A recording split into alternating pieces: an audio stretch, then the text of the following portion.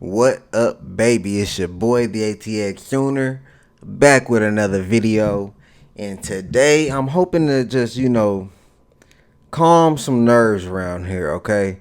Brent Venables, a lot of people, they're not too happy with him as your head coach. Do I agree? No, I don't. I'm actually very happy with Brent Venables as our head coach at Oklahoma. But let me tell you why. Maybe, and me, just so you guys know about me, I'm just a typical fan. I'm not a ex-coach. Yeah, I played the game, but we all played the game. Me, I just watch the game on Saturdays and break things down over the week. Opinionated. Everything's opinionated. Am I right all the time? No. Am I wrong all the time? Maybe. Who knows? But just breaking that down so you guys have an understanding of where I'm coming from and what perspective I'm bringing to you. This is just the general fan, and I mean diehard fan, honestly. I mean, you're not you're not born and raised in Austin, Texas, and become an Oklahoma fan without being a diehard fan. You understand me? But let's talk about Brent Venables, all right? And why, to me, great hire, the man for the job, and doing everything you would expect from a first-time head coach, going into his third year doing it. So look, first things first, man, this guy is learning on the job, okay? We have to understand that.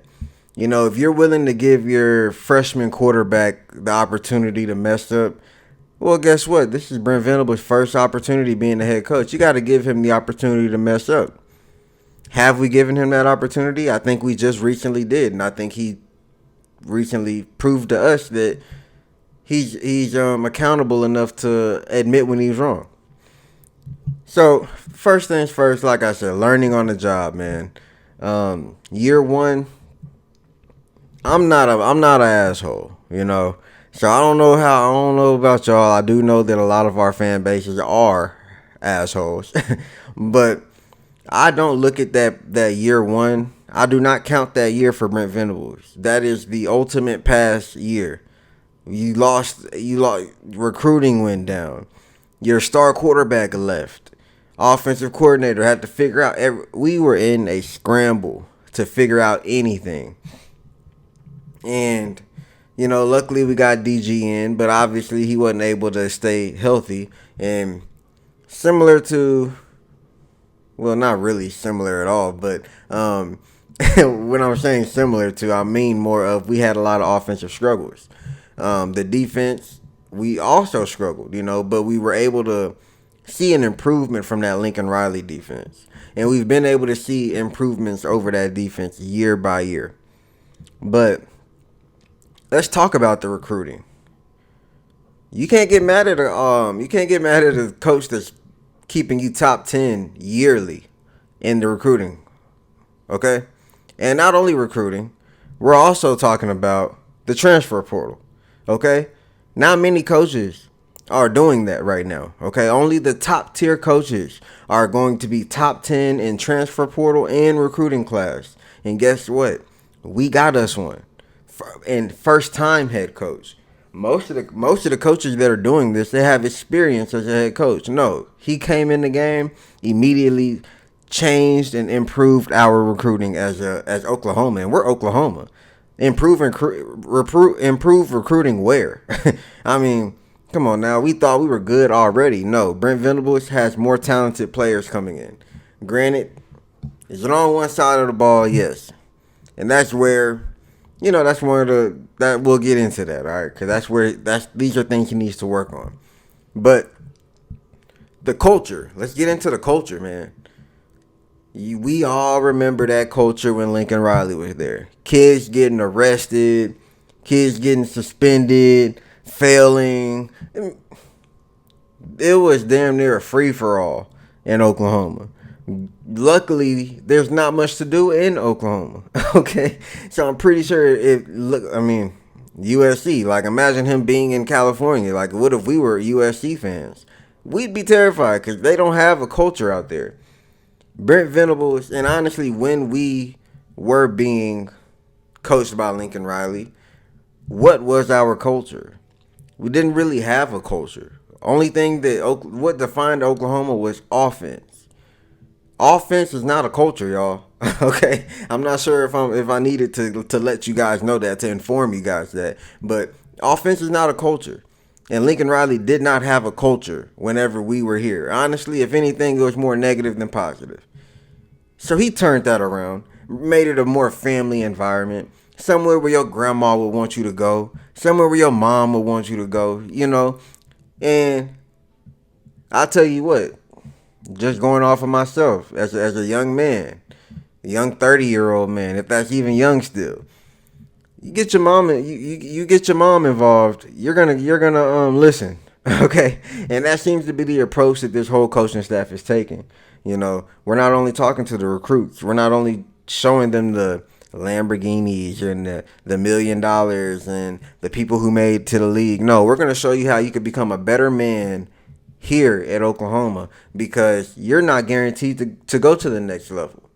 What is it, like 1%, 2%, 3% of NCAA players that make it to the league? That's something that matters. And Brent Venables is bringing that to Oklahoma. Now, decision making. Let's get into decision making, okay? And tough decision making, okay? We all remember, and if you don't remember, shame on you. But we all remember what got Kel Gundy fired. If I'm BV, honestly, he's still on this coaching staff, because I don't care what the media has to say. I don't care what the freaking higher ups or whatever. Like, okay, you gotta care. You gotta care what the higher ups say. But the backlash, the flack that you would get if you were to keep him, we all know Kel Gundy's not a racist man. We all know. We are all aware of that. There's nothing that nobody can tell any one of us to make us believe that Kel Gundy is racist. No, he slipped up. He made a mistake. And guess what? Just like I'm talking about BV, coaches deserve to make mistakes too. All right? And Seth Littrell, I mean, he made 7 weeks of mistakes too many. Let's put it that way. But he had to make that decision to let go of Kel Gundy, despite the fact that he didn't want to do that. Remember, this is a family environment, so everybody that's in that room, everybody that's in that facility matters, like this. All right? So he had to make that tough decision to get rid of Kel Gundy. I don't agree with that, but guess what? He didn't either. I'm pretty sure it was a pressure applied from the higher ups. Let's put it that way. But let's talk about Ted Roof. This is somebody who, I mean, he's pretty much been mentoring Ted Roof. Like, he's been guiding him. He came from Clemson. You think he wanted to let go of Ted Roof? No, this guy is somebody who matters to him. But guess what? That defense wasn't living up to the standard. Okay? So what did he do? He had to make the hard decision and get rid of the guy. And we can all say that he did a hell of a job hiring his junior. Because we all know that is Brent Venables Jr. out there. We might need to do some DNA tests. But last but not least, man, Seth Littrell. I mean, some of us, we can sit here and say, hey, the guy was fired 3 weeks too long. I mean, he should have been fired 3 weeks ago. But you give somebody like that chances, especially if it's a mid-season firing, you know. Like he said, he's never experienced anything like this. So you got to give him kudos for pressing that button, okay? You think that he wanted to get rid of Seth Littrell? You think that relationship doesn't matter to him? Yeah, excuse my language, that matters to that man, you know? So making that decision to let go of your offensive coordinator, tough decision, even though he made it a lot easier than it had to be. Let's put it that way. And, you know, a lot of people are mad about the whole Joe John Finley taking over, Kevin Jones, you know, being the co-offensive coordinator / quarterback coach. What do we expect? You're not gonna go get somebody who's got a job right now, and you don't want somebody who doesn't have a job right now. There's a reason why they don't have a damn job. All right, so we got to be patient and understand that low key this season might be over. Okay, because when you make a mid-season change, and Seth Littrell fell on the sword. We all know that, yeah, there was bigger problems than just Seth Littrell, but we can all agree that offense was not coordinated. The quarterback was not coached. So guess what? If the offense is not coordinated and the quarterbacks don't seem to be coached, then the person who's in charge of coordinating the offense and coaching the quarterback is the first one out the door. Can't get mad at that. We're all happy about that, honestly. We're not happy that Seth Littrell lost his job. We're all happy that Brent Venables made the decision. And we all talked about urgency. Where's the urgency? We need changes now. I'm one of the main ones. Man, we can't expect nothing until changes are made. And they're made. So a lot of us, including myself, hey, BV, I apologize. We owe you an apology. Okay? Because you are doing everything that we expect from a head coach. Okay? What happened? Who did he hire as offensive? His offensive coordinator that he hired from the get-go got a head coaching job. So when you do the lazy thing and hire somebody who's already there, of course that's not going to look good. We're going to ding you for it. That was a lazy hire. But guess what? You learn from that. And we can all expect Brent Venables to learn from that. We know Joe John Finley's not going to be an offensive coordinator next year. We know Kevin Jones is not going to be an offensive coordinator for us next year. And guess what? If both of those guys are offensive coordinators for us next year, BV's going to have to... He gonna have to talk about it, okay? He gonna have to describe and explain why, okay, those decisions were made. Because we know that we don't have anybody that's in the facility right now that we want to take over that position. And do I have a list of people to take over? Not yet. I'm working on it. But this video is going long. I just wanted to put this out there to the fan base, to all of the people that care about the Oklahoma team, want what's best for the team.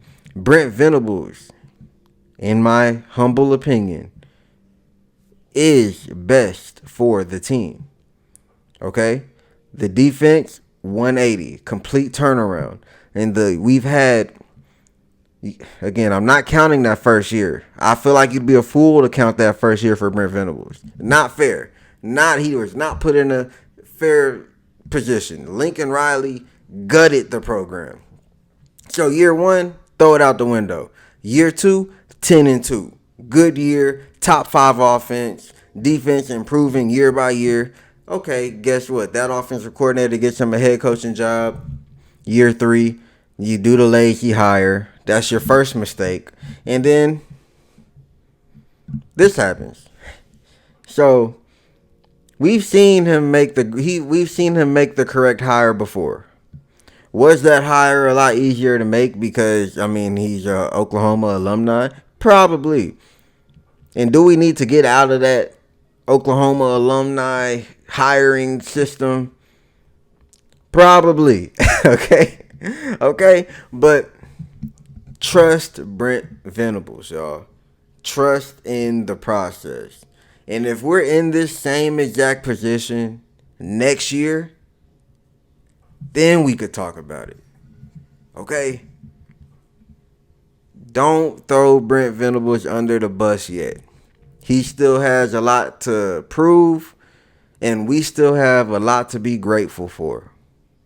And y'all know why we need to trust in BV. You know why we need to temper our attitudes. We need to quit being such a... And I'm looking myself in the mirror when I'm saying this because I contributed to this, okay? But we need to do better with our emotions when it comes to this team. Especially when it comes to BV, because he doesn't deserve to be in the position he's in right now. I don't think that he should be on the hot seat next year. The year after that, like I said, if we are in this same position next year, okay, guess what? 2026 hot seat. Might need to get out of here, but we're not there yet. Okay, um, I'll come back with my list of OCs probably later this week. Um, Man, I mean, the structure of the channel is kind of everywhere. So I mean, I don't know if y'all even care about that or not. But at this point, I'm just putting out content.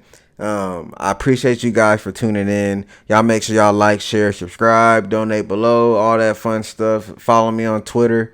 I do follow back. If I don't follow you back immediately, don't cuss me out. I don't get on Twitter as much.